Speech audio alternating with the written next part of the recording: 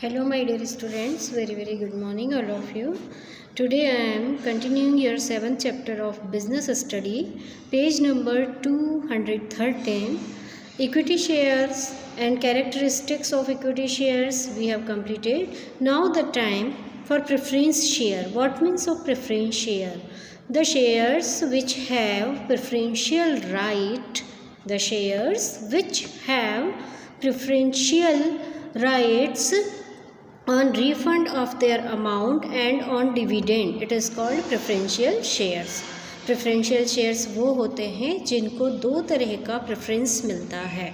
कैसा प्रेफरेंस कि जब भी कंपनी बंद होगी तो कंपनी से सबसे पहले उनको अपनी कंपनी से सबसे पहले उनको अपना अमाउंट रिफ़ंड हो जाएगा, उनको अपना पैसा वापस मिल जाएगा. दूसरा, कंपनी हमेशा उनको एक फ़िक्स परसेंटेज पर डिविडेंड देगी. ये दो प्रेफरेंस उनको दिए जाते हैं, इसलिए प्रेफरेंस शेयर कहा जाता है. Preference shares are those shares which get preference over equity shares in respect to. Equity share से ज़्यादा इनको दो अधिकार हैं. द पेमेंट ऑफ डिविडेंड कि इनको अपना डिविडेंड पहले मिलता है. The payment of investment amount during winding up कि वाइंडिंग अप में जब भी कंपनी बंद होगी तो उनको जितना प्रेफरेंस शेयर में लोगों ने इन्वेस्ट किया है उनको उतना पैसा वापस मिल जाएगा. फीचर्स ऑफ प्रेफरेंस शेयर, क्या फीचर्स हैं? The main features of preference share are fixed rate of dividend. Preference share पर डिविडेंड का रेट फिक्स रहता है. Preference share holders get a fixed rate of dividend before paying dividend to equity share holder. Equity share holder को dividend देने से पहले preference share holder को dividend दिया जाता है. No security, companies do not offer any security against preference share कि preference share के अगेंस्ट कंपनी कोई सिक्योरिटी नहीं देती है. The preference share is a part of the owner's fund capital. Owner's fund capital का ये एक पार्ट है. Voting right, preference share holder को कोई वोटिंग राइट नहीं होता है. The preference share holders do not get voting right under general conditions. However, the preference shareholders get voting right if the dividends are not paid for 2 years or more. कि सिर्फ एक condition में, वैसे तो preference share holder को हमेशा dividend दिया जाता है और उन्हें कोई वोट डालने का अधिकार नहीं होता है, लेकिन अगर कंपनी की कंडीशन ख़राब है और वो 2 सालों तक उन्हें डिविडेंड नहीं दे पाई है तो फिर प्रेफरेंस शेयर होल्डर को ये अधिकार होता है कि वो वोटिंग में पार्टिसिपेट करेंगे. Hybrid security, preference shares are called hybrid securities as these shares have the features of equity shares as well as features of debenture. ये हाइब्रिड कहा जाता है क्योंकि एक मिला जुला रूप है. किस किस का मिला जुला रूप है? इक्विटी शेयर्स का और डिबेंचर्स का. डिबेंचर्स की तरह फिक्स इंटरेस्ट की रेट होती है पर इनमें इंटरेस्ट को डिविडेंड कहा जाता है. Like equity share, preference shares gate dividend only when company is earning profit. कि इक्विटी शेयर की तरह प्रेफरेंस शेयर्स को सिर्फ डिविडेंड कब मिलता है? जब कंपनी प्रॉफिट अर्न कर रही हो. And like debenture, preference share gate a fixed rate of return. यानी दो तरह की बातें हैं और दोनों का मिला जुला रूप है कि कंपनी सिर्फ अर्निंग वाली ईयर में ही इनको प्रॉफिट में से डिविडेंड देगी. दूसरा, डिविडेंड पर डिवेंचर की तरह जैसे इंटरेस्ट फिक्स होता है डिवेंचर का, वैसे ही डिवेंचर पर डिविडेंड की रेट, प्रेफरेंस शेयर्स पर डिविडेंड की रेट फिक्स होती है. Help to collect large amount of funds. The preference shares help to collect a huge amount of funds because conscious investors and financial institutions prefer to invest in preference shareholder. Preference share, जो लोग risk उठाना नहीं चाहते हैं, जो अपना return बराबर चाहते हैं डिविडेंड के रूप में या कंपनी के वाइंडिंग अप होने पर अपना पेमेंट वापस चाहते हैं, यानी किसी भी तरह की जोखिम नहीं उठाना चाहते हैं, वो लोग प्रेफरेंस शेयर खरीदना प्रेफर करते हैं. Preference shares attract more public due to fixed rate of return. ये और पब्लिक को अट्रैक्ट करते हैं. No fixed liability. Dividend to preference share holder is paid only when the company is earning profit.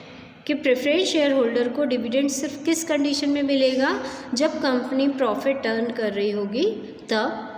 During loss period there is no fixed liability to pay dividend. जब company को loss होगा तो कभी वो dividend pay नहीं करेगी।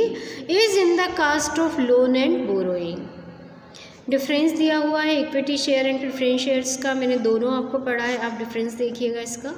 Now page number 215, retained earnings. Retained profit या earning means profit वाले ईयर में कंपनी अपना कुछ पैसा सबको पेमेंट करने के बाद फ्यूचर के लिए बचा कर रखती है, उसको हम कहते हैं retained earning. Retained profits are also known as ploughing back of profit. Retained earning का मतलब होता है प्लफिंग बैक ऑफ अर्निंग, कि जितना कमाया है उसमें से कुछ बचा कर रखा। सेल्फ फाइनेंसिंग और इंटरनल फाइनेंसिंग रिजर्व और surplus.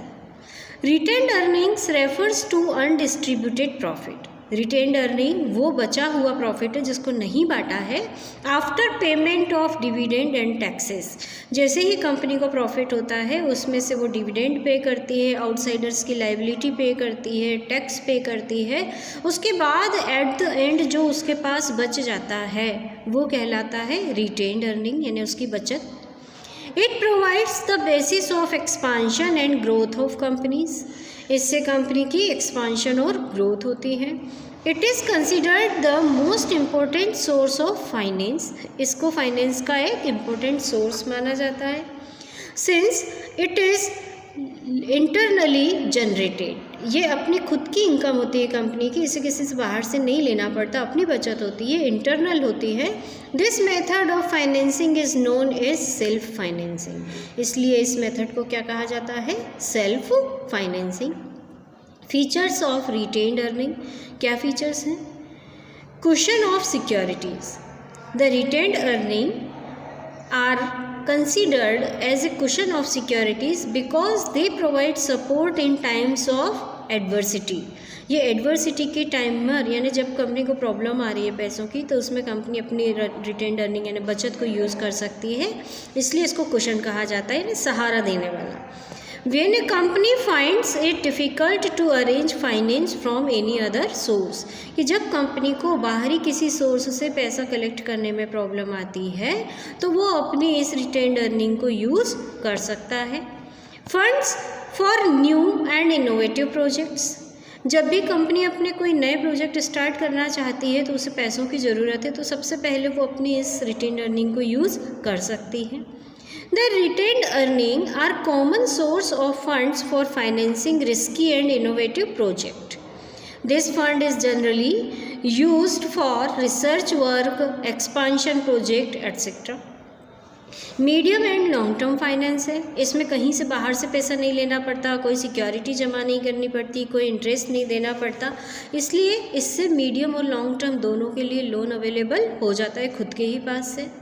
Retained profit is considered as a ownership fund. इसे हम ओनरशिप फंड के नाम से भी जाते हैं। It serves the purpose of medium and long term finance. Conversation into ownership fund. The surplus retained earning can be converted into share capital by issue of bonus share. In issue of bonus shares, there is no outflow of cash. Investors too are benefited by the issue of shares free of cost. The surplus retained earning can be converted into share capital. कि retained earning का जो surplus है उसको share capital में convert किया जा सकता है बोनस शेयर इशू करके।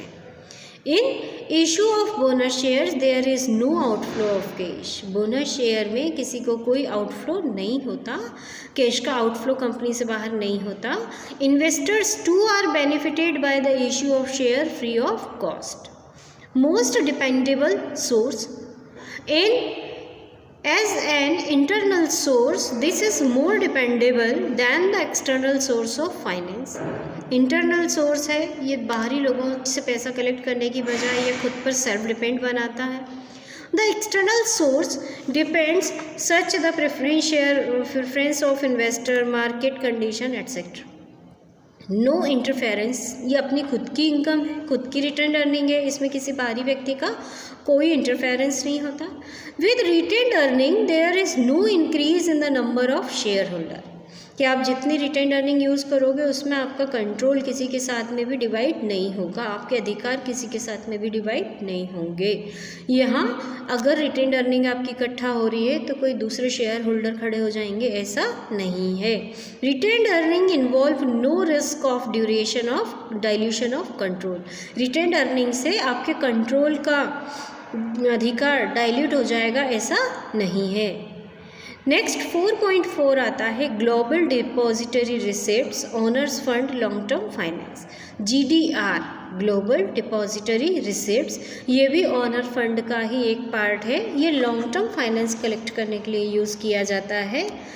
GDR का मतलब है कि global depository receipts are issued against issue of equity shares in the global market, कि ग्लोबल मार्केट में यानी वैश्विक मार्केट में जितने इक्विटी शेयर इशू किए गए हैं उसके अगेंस्ट ग्लोबल डिपॉजिटरी रिसिप्ट्स की जाती है।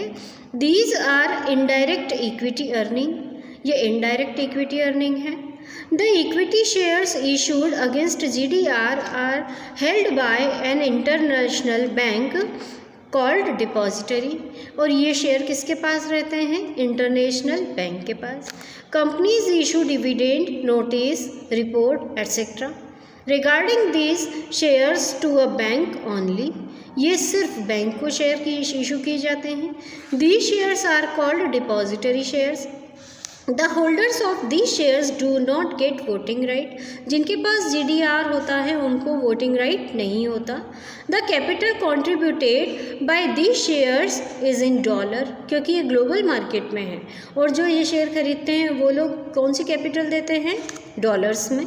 That is why those are called dollar denominated instrument, इसीलिए इनको डॉलर डिनोमिनेटेड इंस्ट्रूमेंट कहा जाता है। The global depository receipts were introduced by the Citibank in 1990। Main features क्या हैं GDR के? Capital collected from the issue of GDR is in foreign currency, ये GDR कहाँ इशू किया जाता है? ग्लोबल मार्केट में, यानी जो इसमें कैपिटल कलेक्ट होगी वो कहाँ की होगी? फॉरेन करेंसीज होगी। The issue price of GDR is fixed on the basis of investors response, कि जो इशू प्राइस है GDR पर वो फिक्स है इन्वेस्टर रिस्पॉन्स पर। No voting rights are given to holders of GDR, जिसके पास GDR है उसको कोई वोटिंग राइट नहीं होता। GDR are easily transferable at the stock exchange, इनको स्टॉक एक्सचेंज में आराम से ट्रांसफ़र किया जा सकता है। The first Indian company to issue GDR was Reliance Industries, Bharat की सबसे पहली कंपनी जिसने GDR इशू किया था वो है Reliance industries. It sold $150 million worth of GDR in 1992। Next आता है 4.5 अमेरिकन डिपॉजिटरी रिसिप्ट्स, ये भी ऑनर्स फंड का एक सोर्स है लॉन्ग टर्म फाइनेंस का। In ADR American depository receipts is just like a GDR except that it can be issued to citizen of USA only. जो GDR है वो global market में हर कंट्री के person को बिकता है, लेकिन ये जो ADR है सिर्फ USA के सिटीजन को ही बेचा जाता है। And it can be listed in the US stock exchange, और इसको US के स्टॉक एक्सचेंज में लिस्टेड करवाना पड़ता है। Shares issued by the company are held by an international bank called depositories, और ये शेयर इशू करती है जो बैंक वो डिपॉजिटरी कहलाती है। Which received dividend notice and reports, ADRs are subject to much stricter disclosure requirements than GDRs because regulation of US stock exchange are very strict, कि जितना इसके रेगुलेशन पे कंट्रोल USA का है ये बहुत स्ट्रिक्ट रूल्स होते हैं जितने कि GDR में नहीं होते। Annual legal and accounting cost of maintaining an ADR are much higher than GDR. In ADR is an American dollar denominated instrument. Any American bank functioning as a depositor can issue ADR. एक और आता है owner's fund का last point, international depository receipts. पहले हमने पढ़ा GDR global depository receipts, फिर पढ़ा ADR American depository receipts, and last one is international depository receipts IDR। ये भी owners fund long term finance का सोर्स है। In IDR is also like GDR, ये GDR की तरह है, except that it is used to citizen of India. ये किसके लिए यूज़ किया जाता है? इंडिया के, that it is used to citizen of India. Through IDR foreign companies raise funds from Indian market. अब यहाँ पर जो फॉरेन कंपनीज़ हैं वो कहाँ से पैसा कलेक्ट करती हैं? इंडिया के मार्केट से। GDR में हमारा इंडिया बाहर की कंपनियों से पैसा कलेक्ट करता है, ADR में बाहर की कंपनीज़ अमेरिका के सिटीज़न से पैसा कलेक्ट करती हैं, और इंटरनेशनल IDR में बाहर की कंपनीज़ इंडिया के सिटीजन से पैसा कलेक्ट करती हैं अपने इंस्ट्रूमेंट बेचकर। The foreign companies IDRs will deposit shares to an Indian depository. The depository issues receipts to investor in India. और ये इशू कहाँ करते हैं अपने सिक्योरिटीज़ को? इंडिया में। Standard Chartered Bank was the first global company to file for an issues of IDR in India. Eligibility of company to issue IDR. IDR issue करने के लिए कंपनी के पास क्या एलिजिबिलिटी होनी चाहिए? The issuing company must be listed in the home country. जो issue करने वाली कंपनी है उसका नाम हमारे देश में लिस्टेड होना चाहिए, and is not prohibited to issue securities by any regulatory authorities. It has net tangible assets of at least 3 crores in 3 years continuously. It must have net worth of rupees 1 crore in each preceding 3 years. ये इसके features हैं। अपन ने तीनों point पढ़े, GDR पढ़ा, ADR पढ़ा, IDR पढ़ा। ये ओनर्स फंड के लॉन्ग टर्म सोर्सेज हैं। हमने पढ़ा रिटेन्ड अर्निंग, शेयर्स पढ़े, प्रेफरेंस शेयर और इक्विटी शेयर्स। अब फाइनेंस कलेक्ट करने का सेकंड आइटम होता है, सोर्स होता है बोरोड फंड। मेरे नेक्स्ट वीडियो में मैं आपको बोरोड फंड के बारे में पढ़ाऊँगी। Good day.